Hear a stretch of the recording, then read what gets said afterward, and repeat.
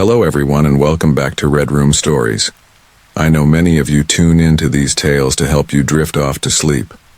So before we settle in, I'd love for each of you to leave a comment sharing where in the world you're listening from. And if you're enjoying the episodes, don't forget to like and subscribe to the channel. Now let's get comfortable, relax, and begin.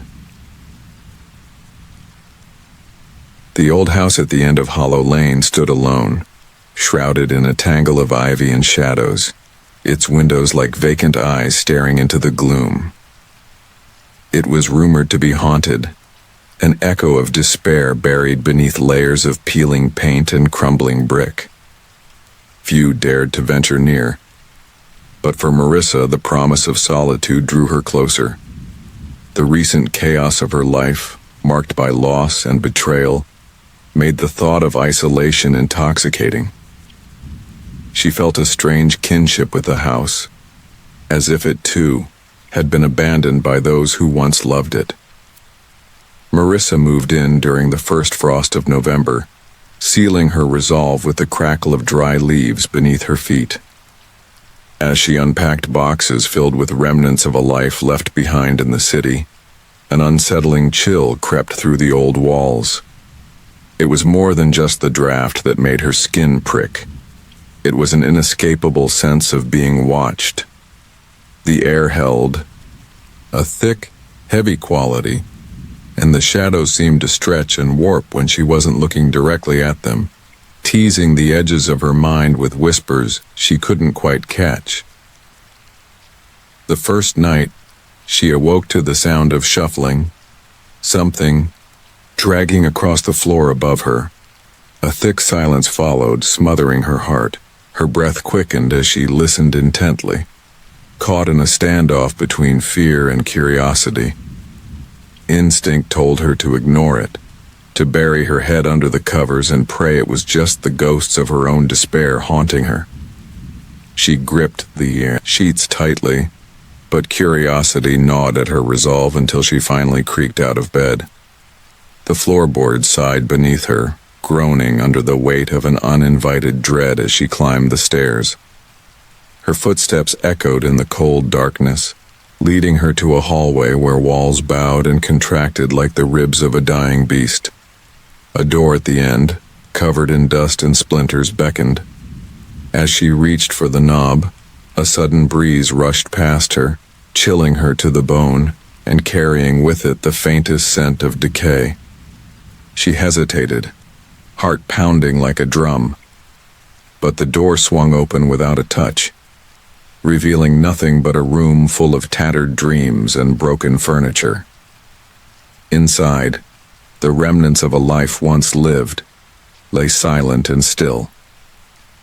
Marissa stepped over, discarded toys, their colors muted by time and dust, and felt a deep loneliness envelop her.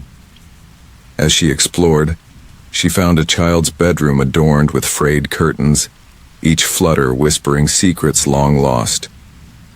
It resonated within her, a reminder of the innocence taken from her own life, a time before grief had stained her soul. Yet that unsettling presence still lurked around her, lingering in the edges of her vision. Days turned into weeks as Marissa settled into an eerie routine, filling the dusty rooms with her laughter and lingering fragrance of coffee. Yet the polar shift from loss to the chilling isolation of the old house clawed at her mind. The shadows she dismissed began to take shape, dark forms coalescing in the corners of her eye, leaving her questioning her sanity. The voices grew louder too, slithering through the silence, murmuring her name in a gentle, taunting lilt. Was it the house? Or had her broken heart conjured these phantoms? One night, drawn by the cacophony of whispers spiraling into an urgent clamor, Marissa ventured back to the child's bedroom. The moonlight pooled in the doorway, illuminating something resting on the floor. She gasped as she realized what it was. A doll, its once pristine face smudged and its button eyes fixed on her as if waiting. Fear sank its teeth into her, but an inexplicable compulsion pulled her closer. She picked it up, feeling its coldness, heart racing as it filled her with a mix of nostalgia and unease. As Marissa cradled the doll, it seemed to pulse with a strange energy, a vibrant, terrifying life of its own. In the days that followed, she became obsessed, unable to shake the feeling that the doll was sending her messages, guiding her deeper into the house's crumbling history.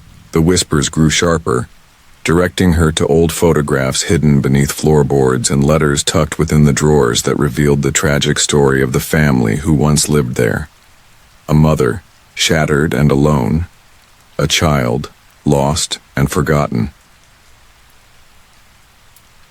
Chatkir, tapestry of sorrow unraveled, leaving Marissa ensnared in the threads of another's despair.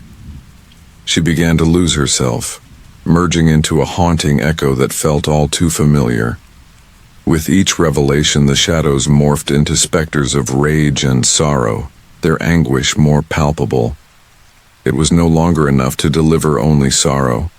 Now, they clamored for justice, a reckoning that resided within the very walls she called home.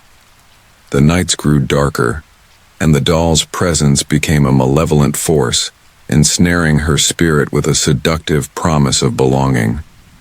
But what belonged to the house could not be reclaimed. Marissa awoke one winter's night, the air brittle and thick, her heart thundering as the whispers consumed her. The house had an appetite, and she was the morsel, the final act in an ancient tragedy replaying itself endlessly. An unholy alliance formed between them, a pact forged in pain and suffering. On the night of the first snowfall, Marissa felt the house shudder in anticipation. Pressing her ear against the cold walls, she listened as the whispers coalesced into a sing-song chant, untraceable yet familiar. The air thickened, and the shadows twisted grotesquely, unfurling and morphing into figures that danced around her, beckoning her to join their grim waltz. It was intoxicating, seductive, as if it promised to fill the void that had haunted her since the loss of her child. And in that moment, Marissa surrendered, her sense of self unraveling amidst the chaos. The house enveloped her, peeling away layers of grief to reveal a darkness so deep it numbed her soul. As she became one with the old house, her laughter melded with the anguished cries echoing in the night, a chilling reminder of the lives forgotten within its walls. Hollow Lane echoed with a new voice, a blend of the sorrowful and the lost, forever trapped in the cycle of isolation and regret, leaving an indelible mark that would seep into the bones of the earth long after she ceased to exist. In the stillness that followed, the doll lay intact in the darkness, eyes glimmering like the bitter stars that watched over a fractured world.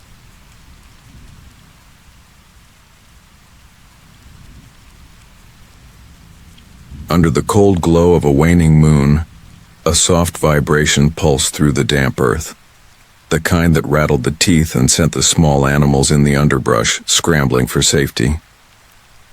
Rosalind, a struggling artist in her early 30s, wandered the shadowy paths of Ancestry Grove, aware that the townsfolk whispered about the forest like it was a living entity that craved a toll for passage, a place where memories went to die. The remnants of a beating heart echoed within her chest, and though the air was crisp, sweat traced the back of her neck as uncertainty pooled thickly in her gut. She had come seeking inspiration, but all she felt was the heavy weight of anticipation, as though eyes were watching her through the layers of twisted branches and silhouetted trunks. The forest was laden with the scent of decay, and beneath, the gnarled branches lay a realm untouched by time, where the sun barely pierced the canopy and the ground was softened by a thick carpet of moss. Each step brought forth an unsettling crunch, a reminder of her solitude, and she couldn't shake the feeling that this place possessed more history than the town had shared. In the depths of the woods lurked an old abandoned cabin, once a gathering place for those seeking communion with the land and spirits that inhabited it.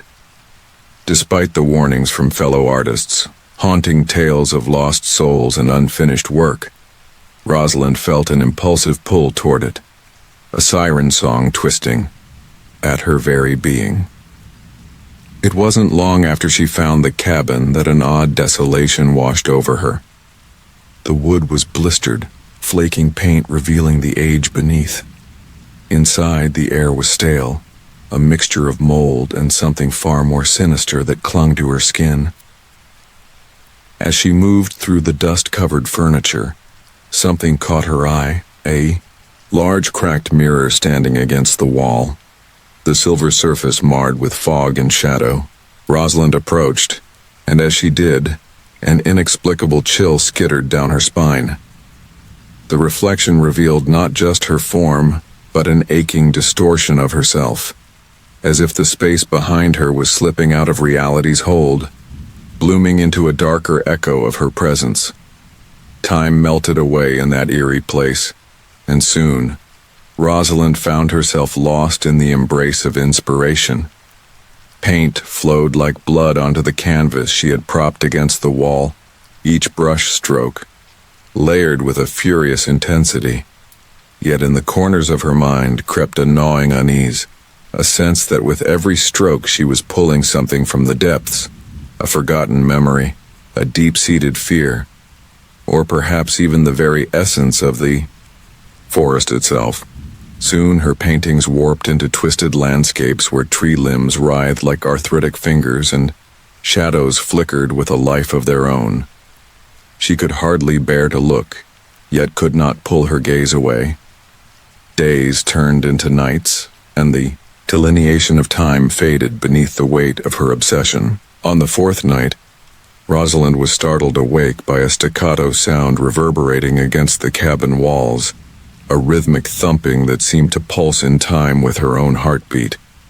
Tremors of dread coiled around her, rooting her to the spot as fleeting shadows danced across the floor, blurring the lines of reality. The sound was followed by whispers, fragile, crackling voices that filled her head with unintelligible tales of woe. They spoke of a price, a sacrifice, luring her back into the depths of the forest she so desperately sought to escape. Compelled by an inexplicable force, Rosalind found herself wandering outside, ensnared by the darkened forest, the underbrush, whispering secrets to her as the moon hung high, a close observer of her descent. Trees loomed like towering sentinels, their gnarled branches reaching out, swallowing her in shadows as she moved deeper into their embrace. Brambles scratched her skin, tearing the thin fabric of her clothes, drawing blood that mingled with the damp earth. It felt as though something waited just out of sight, breathing in tune with her anxious breaths, urging her onward toward the heart of the darkness. Then she glimpsed something, a fleeting image, half-formed and nearly forgotten. The silhouette of a figure standing still, watching her with unyielding eyes that shone like polished obsidian. She froze, heart racing as the weight of its gaze enveloped her, stitching her feet to the ground. Rosalind felt a violent rush of cold air against her back, the forest shifting around her with a sentience she had never known, whispering her name in an unsettling symphony, revealing her secrets like an open book. It was both beautiful and grotesque, the allure of the unknown intoxicating her with a dance of wild abandon. Panic surged like a wildfire within her, pushing her to flee. But the forest was alive and agile, twisting paths obscured beneath layers of shadow. She stumbled past the ruined remnants of her brushstrokes, a landscape wrought with her own fears, a reflection of what lay deep within her soul. Shapes surged between the trunks of trees. There were faces and hands, desperate and yearning, urging her to surrender her sense of self, to merge into something greater, something dreadful that lurked within. With each frantic step, terror clawed at her mind, eroding her sanity and leaving her to drown in her own spiraling thoughts. Just as she felt she might be swallowed whole, she burst through the thicket into a clearing bathed in silver moonlight, where an ancient stone circle stood.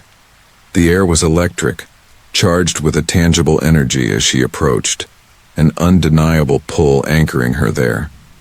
Shadows danced within the stones, flickering like candlelight, casting moving shadows on the ground that twisted and turned as if alive. It became clear. This circle was a nexus, a place where reality bent and folded upon itself, the veil thin between the world she knew and the unfathomable horror that lurked beyond. With trembling resolve, Rosalind stepped into the circle, feeling its edges resonate with a strange warmth as if welcoming her home. She lifted her arms as if to embrace the dread, feeling the weight of her existence dissipate, blurring the lines between artist and canvas, spirit and flesh. The whispers crescendoed into a symphony of madness, wrapping around her like tendrils, threatening to consume her.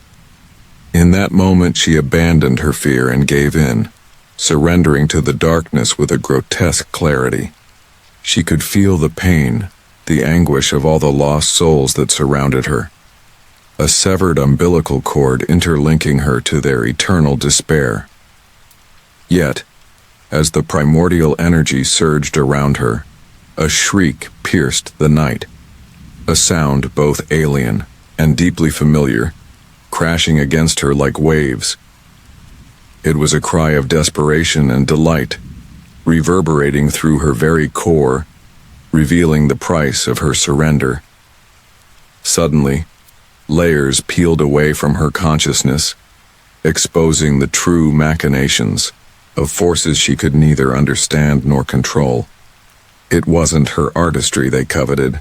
It was her essence, her life force that they sought to feed the insatiable hunger of the forest. In a violent flash, reality splintered. Surrounded by the cacophony of spirits twisted into grotesque forms, Rosalind felt her mind unravel, fragmented, into pieces swirling within the blinding surrealism. The cabin, the art she had created, the people she had left behind, all faded into nothingness as the woods claimed her, the once silent shadows terrifically alive with chaotic mirth. Alone, her cries were muffled by the overwhelming embrace of the eternal, feeding off her despair, and the forest continued to whisper its haunting secrets to the night, unyielding and unrepentant. In the town, they still spoke of Ancestry Grove, the artist who had lost herself to the woods. Occasionally wailing cries broke the silence, the bitter tug of longing drawing errant souls to the edge of the world, tempting them to surrender their stories to a darkness that could never be filled. They could still see her there, in the flash of a storm-lit night, her painted visions bleeding through the ravines of reality, fractals of madness lingering on the breath of the wind, an artist forever trapped in the heart of the shadows.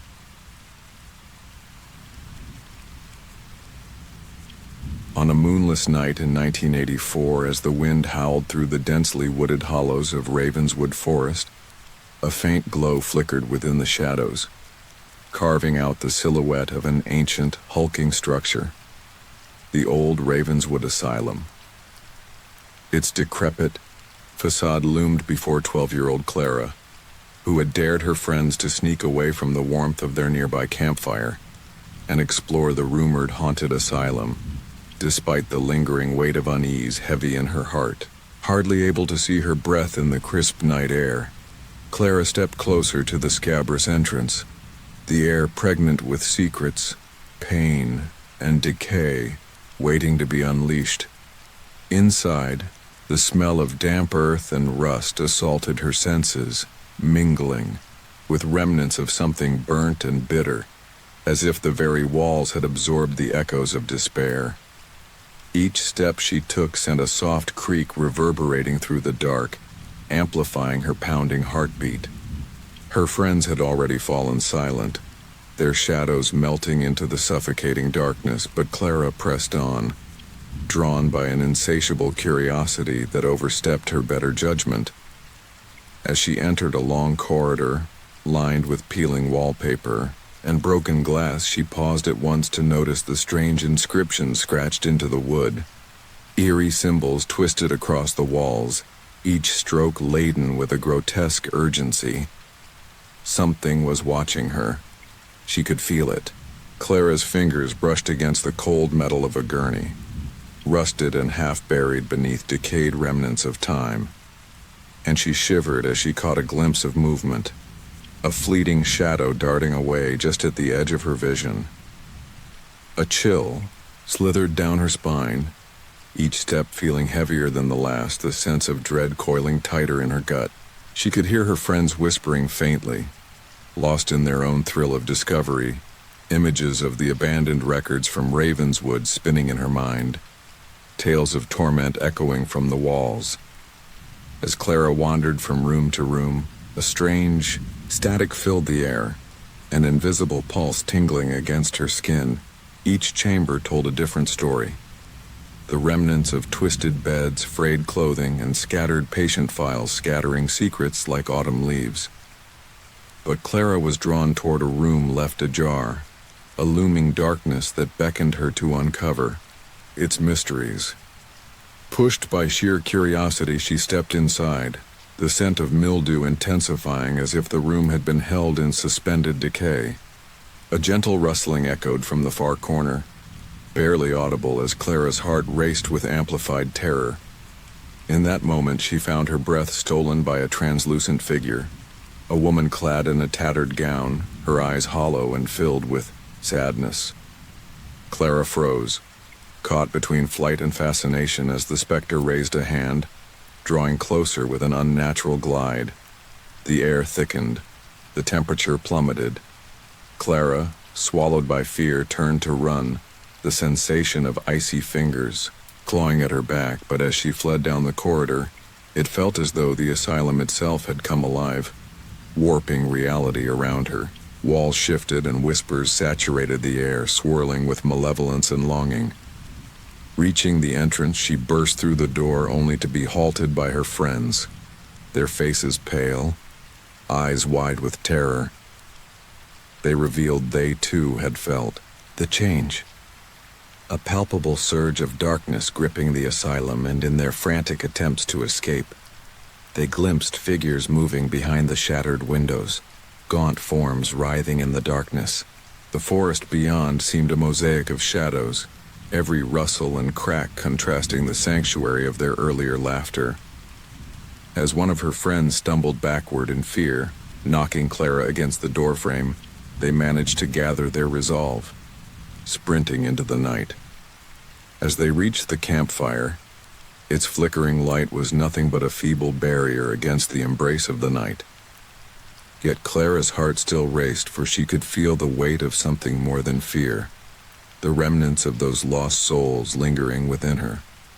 The laughter around the fire became an echo of their own disquiet, as if the forest itself had embedded itself within her.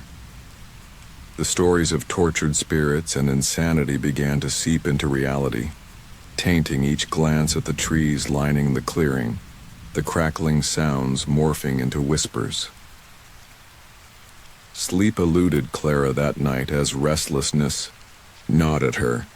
Shadows danced behind her closed eyelids, and the pulsating whispers grew louder, mingling with the flickering flames of dread. A compulsion ignited within her, a need to descend back into the asylum, to understand what it had drawn from the depths of her being. The weight of expectation from her friends tugged at her, but Clara knew it was her burden alone to face, a personal quest etched into her very soul. She would uncover what tethered her to that dark place, a fate she could not escape. The following night, ignoring her friends' pleas to leave the cursed asylum behind, Clara embarked on her solitary journey back, nerves firing through her veins like electricity. The forest darkened around her, tendrils of mist weaving through the branches, thickening the atmosphere with a foreboding embrace. As she entered the asylum, the door creaked open like a mouth waiting to swallow her whole. She didn't know that the moment she stepped inside, she had placed herself at the center of a gathering storm, the air crackling with electric anticipation and isolation. Guided only by the feeble light of her flashlight, Clara found herself retracing her steps, swept deeper into the bowels of that cursed structure. The walls pulsed with energy as if the asylum were a living organism, breathing in time with the distorted echoes of its past. She managed to find her way back to the room with the ghostly figure. This time, it stood waiting, a shadow etched in sorrow, beckoning her to join the fold of lost souls. Its fingers wove through the air like smoke before her as Clara felt the room close in, the walls whispering confessions of madness, secrets buried under layers of grief and despair. Just as she began to approach the figure, the temperature dropped, the light flickering furiously before revealing a horrifying truth. Hundreds of pale, ashen faces pressed against the walls, trapped in eternal torment, their mouths stretched wide in silent screams, their eyes sad and pleading, as if warning her against the fate that awaited her. Terror clawed at her throat, and Clara stumbled back, realizing she had come too far to turn back now. The realization hit her that the spirit, a representation of the asylum's own grief, was reaching for her, begging for release, anchoring Clara within abounding darkness. With a primal instinct, she turned to flee, each hallway turning labyrinthine, twisting into unfamiliar shapes, urging her to join the lost. Her heart raced as the shadows coiled tighter around her frame. Even the asylum's structure transformed into an ever-changing nightmare, her footing unsure as she rushed towards the exit. The whispers crescendoed, pulling at her like a torrent, voices blending into unintelligible madness, stealing her will to escape. Clara finally burst out into the cold night air, gasping, choking on the weight of dread that pressed against her. Yet relief turned to horror as she realized she was alone. Her friends had been consumed by the asylum's insatiable hunger, dragged into its depths, leaving only echoes of laughter behind. As the first rays of dawn broke, the shadows of the asylum flickered behind her, whispering its secrets to the wind. Days later, the townsfolk would find only Clara wandering in the forest, wide-eyed and broken, her laughter now a mere echo of a distant memory. She spoke of terrible things lurking in the shadows, of friends lost within the prison of despair. The asylum stood still, sentinel and tomb, while Clara found herself wandering the thin line between reality and madness. No one believed her. No one ventured close enough to discover the truth within its dark corridors. Yet at night, when sleep beckoned, Clara would hear the whispers again, beckoning her back into the suffocating arms of the asylum, revisiting her memories, and gnawing endlessly at the fabric of her sanity. The world outside faded, became merely an illusion while the asylum's call grew louder, a song woven from fear and longing. With every night that passed, Clara could almost see their faces behind her eyes. Her friends, lost, and she herself, teetering ever closer to the edge of an unfathomable abyss. The asylum had not merely claimed her, it had intertwined its very essence with her sanity, drawing her into a painful embrace they would never escape. She had become the keeper of their secrets, the cipher of their terror, cursed to wander forever beneath the weight of darkness, yearning for release that would never come.